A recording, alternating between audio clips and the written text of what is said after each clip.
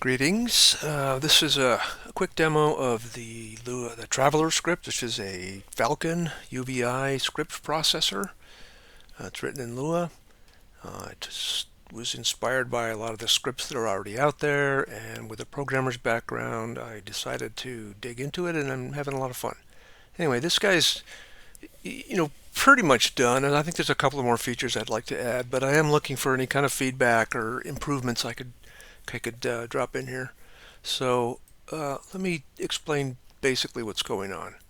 This is it's a 12 by 12 matrix. It can be shrunk down one by one is the smallest it'll go, but it's 12 by 12. You can change the columns and rows, and you place rovers on the matrix, and then when you play, it will strike the walls, and when it hits a wall, it will emit a note.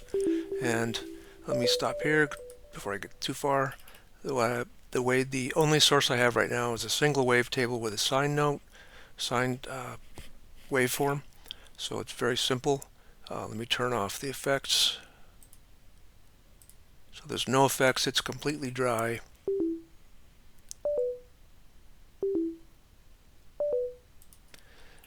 And what I'd like to do is let's leave the tape delay on. It's on 8th dot, slightly wet, not very wet, but just gives it a nice little lingering to the notes. Let me play that.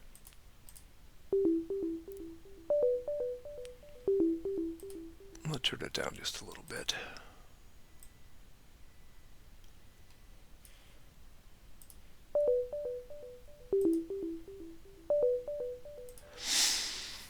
Okay, so the notes are selected based on the scale, and there's lots and lots of scales in here, lots of scales from my handpan experiences.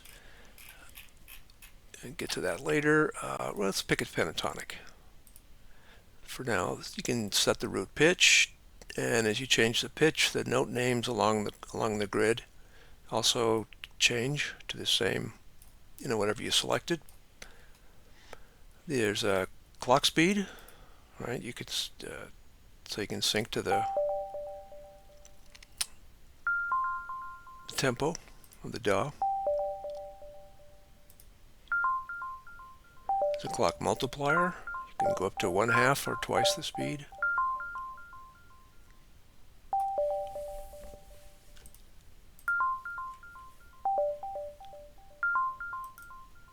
You could change the number of rows and columns. You can also change it here using these controls.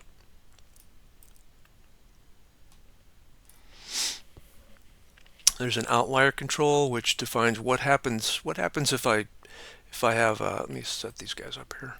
If I have a rover and the number of in the wall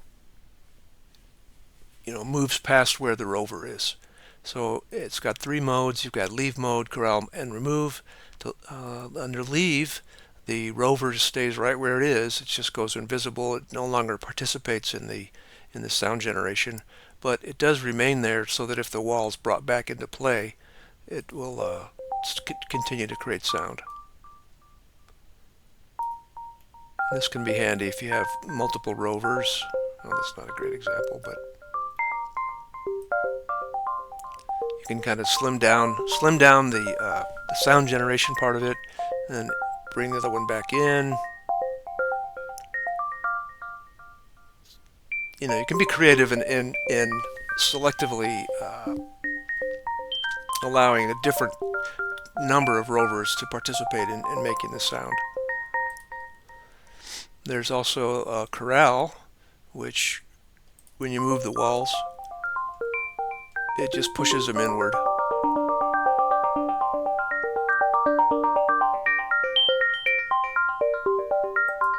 Which is that's my preferred setting.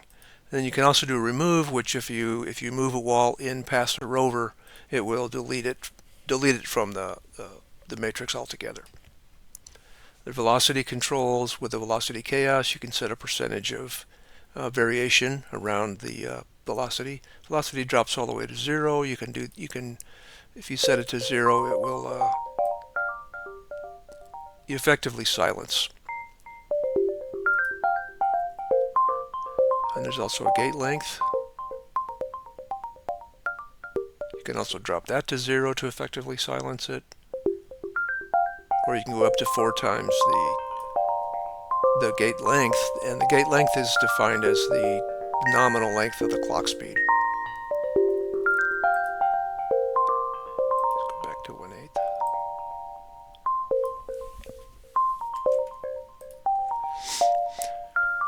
All right. So this is a good example here. The green arrows represent individual rovers. An orange blob like that asterisk, represents a collision. Now, a collision is when you have multiple rovers on the same cell. And in previous versions, I've done this in a few different formats like VST and Reaper. Did one for VCV as well. But when you have multiple rovers in the same cell, in the previous versions, I had it to where the rovers would basically bounce off of each other and change direction. And there was a comment on one of my YouTube videos that people didn't like that, so I changed this version to simply allow the two rovers to participate or to continue to travel in the same cell until, well, it could be multiple things that cause the cell to break up. But one of the things that causes a collision to break up is this pause collide option here. So if I do pause collide, what that means is that if you have multiple rovers in the same cell, each one is going to get a slightly longer pause. It's going to be held back for a step to cause the rovers to move at different speeds, for the one step, which causes them to leave, exit that cell at different times. So right now, if I single step it, you can see that the collision moves with both of the rovers already in there. So I push on the pause collide, and there's one rover out, and there's the second rover. So it's a way of keeping. It's just a way, if collisions do happen to occur, it's a way of sort of introducing a little bit of artificial delay or offset in the step timing for the particular rovers in that cell that breaks it up. It just adds a little bit more of not randomness, but a little less predictability to the overall pattern.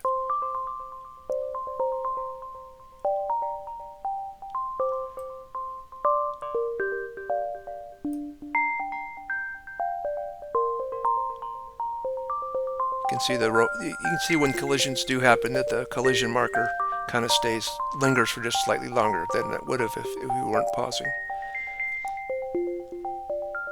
Okay, then the other pause option, let me clear these. We'll set up some demo here.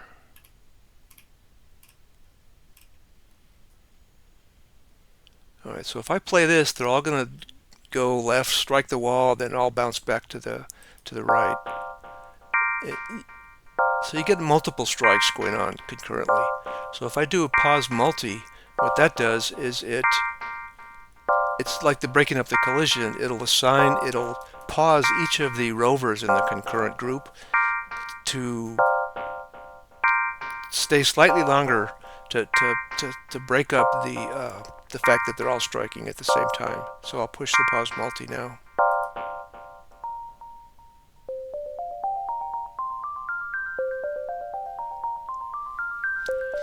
So it just adds an extra delay to each of the rovers.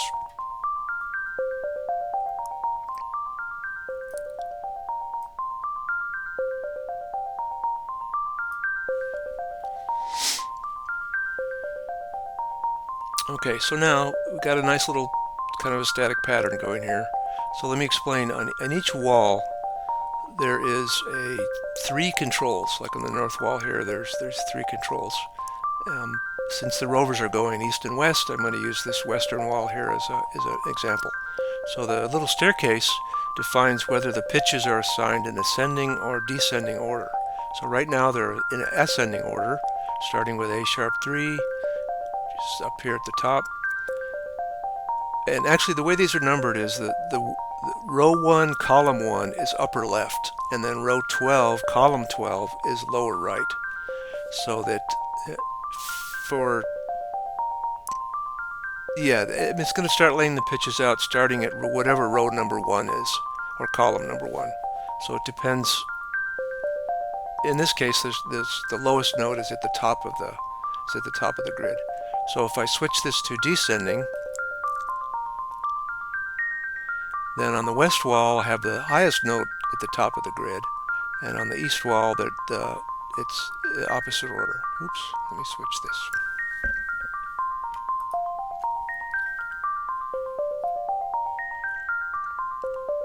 So we can see that it just reverses the order of the pitches.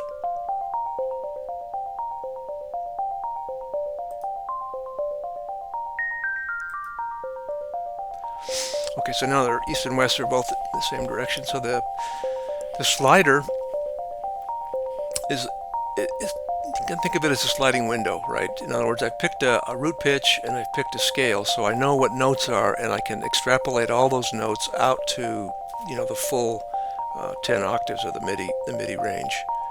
So as I scroll this up, we're sliding the notes assigned to that particular wall in a different section of the notes selected for the particular scale that we're working in. Let me speed this up a little bit.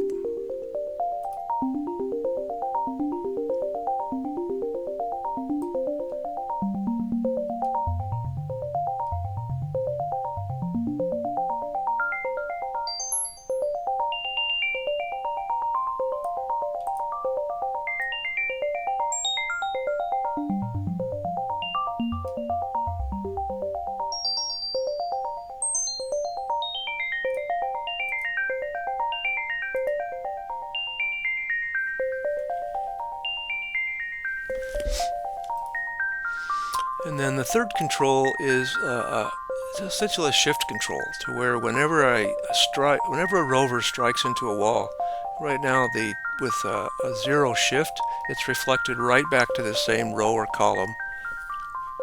Excuse me, that the rover remains in the same row or column. There's no shift. So if I increase it to 1, the rovers get shifted down to a higher numbered row. And then they wrap around once they hit the bottom.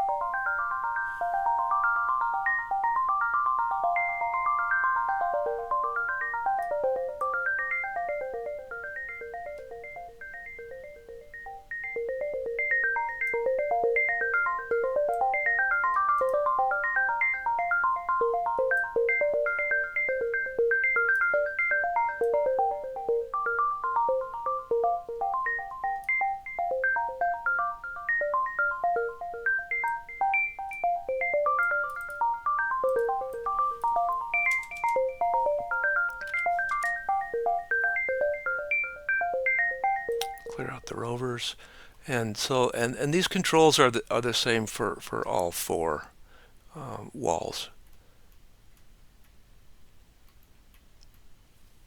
And the way I'm assigning rovers, I'm rolling the mouse wheel. So when I roll it, if I'm pointing at an empty cell and I roll the mouse wheel down, it assigns. You can assign a rover to whatever direction you want it to point.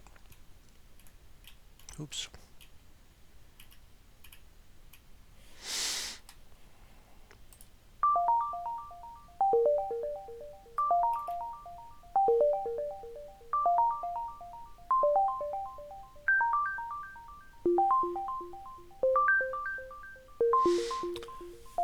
Okay, another control is the wobble control, which is applies a random shift in column or row number based on percentage. So if your percent of wobble is small, then wobbles only occur occasionally.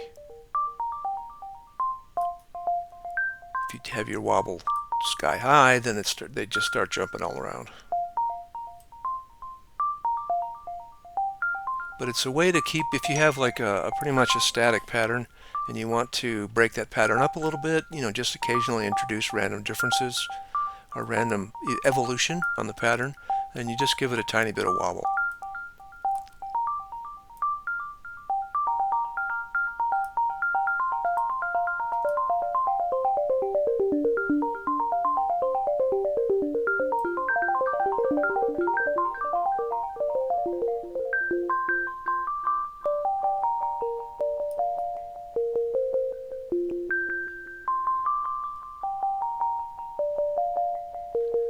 All right. So that's the basic idea with the rovers. That's what the rovers can do. There's another feature here, which are the obstacles.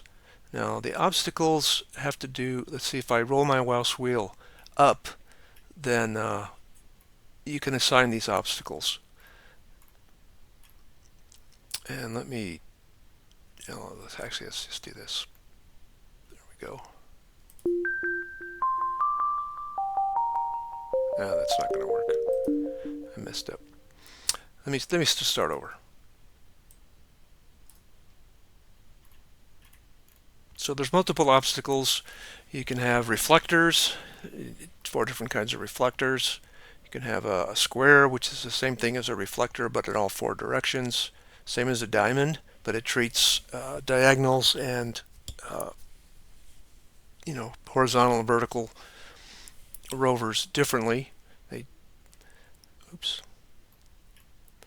That's whenever a rover hits this, the spiral, it's going to randomly pick a different direction and row and cell.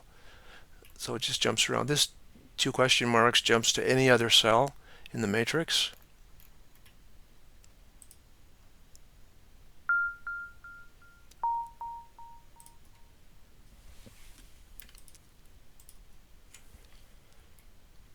These guys are like teeter-totters.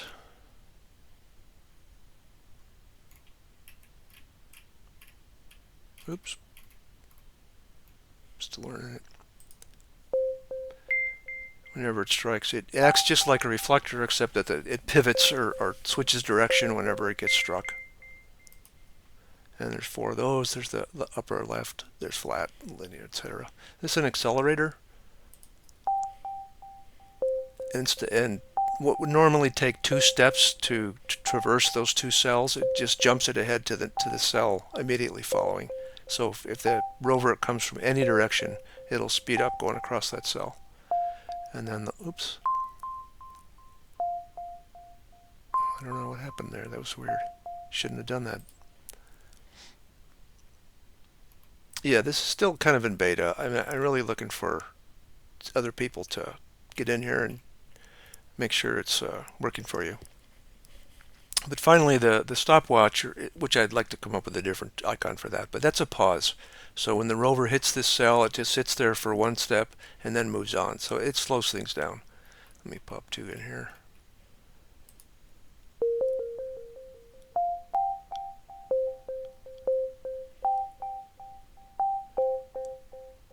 Oh, that's...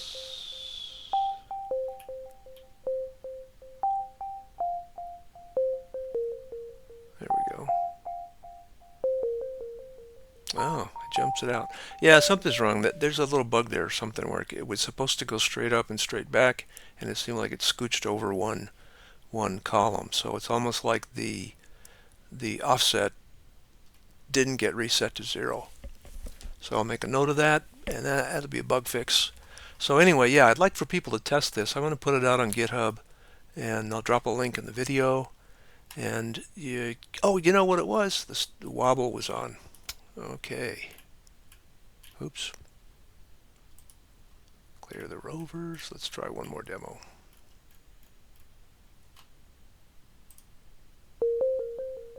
And they should just go straight up and down. Yep, so my fault. It was a wobble.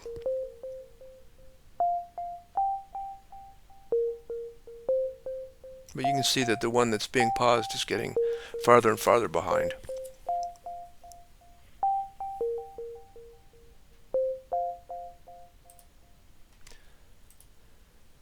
So let's clear that. So if I have, let's say I have some, whatever, situation going on here with any number of rovers. When I press the disperse button, it'll just assign them to just random cells. So that's just a way to look for happy little accidents. That's kind of what this is really all about. It's difficult to actually try to program a sequence. You can kind of do it, but it's a little bit tedious. It's really better to just throw some rovers in there, maybe throw in a couple of obstacles, and then start fiddling with things until some nice pattern emerges. Then save that off as a preset. The other thing you can do is this maximum rovers control. This limits the maximum number of rovers. If you have, it will start deleting rovers if you start reducing the limit. Like if let's say I just decide, okay, it's just like ridiculously busy, and I just want to simplify it, so I can start dropping down the number of rovers,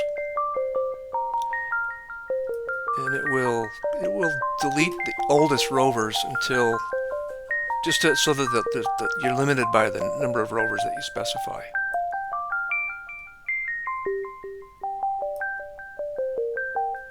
Now, when you go back, there's just it doesn't add rovers. It only just deletes. And if you click and drag down in the lower corner, or actually if you click and drag anywhere on this pad area, you can set the size of the cell. But those little markers are helpful to just remember to click down in this corner.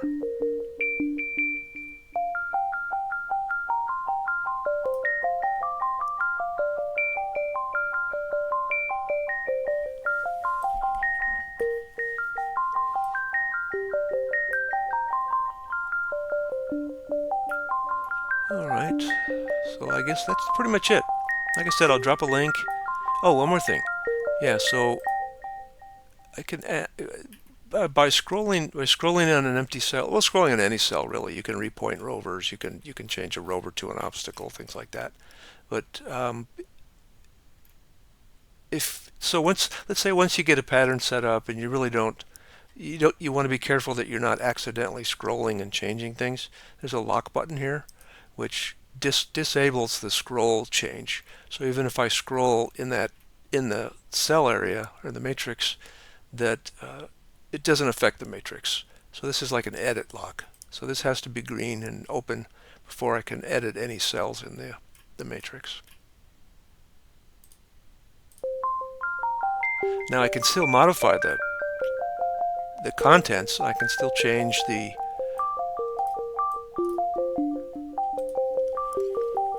I can affect the matrix, but I can't add or remove. But not through the mouse wheel. I can't directly affect the rovers or anybody in the matrix using the mouse wheel.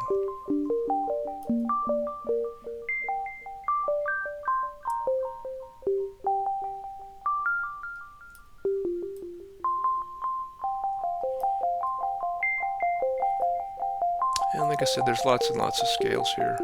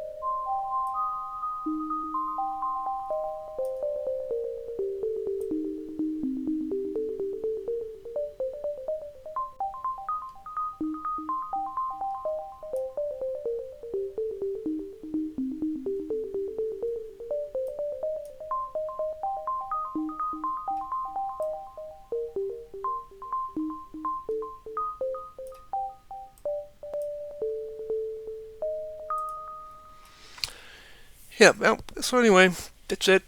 Like I said, I'm going to throw this out on GitHub. I've got some other sequencers I've been working on. Learned a lot about, Lua and the whole UVI script ecosystem. Um, yeah, good stuff. So, give it a try, looking for any kind of feedback, especially any bugs or anything. And basically, I've been looking at this for long enough to where it all looks normal and good to me, but a fresh pair of eyes, it's always a good idea to get lots of feedback, to improve things. So, like that. Hope you enjoy it. And that's it. Thanks. Yep. Bye bye.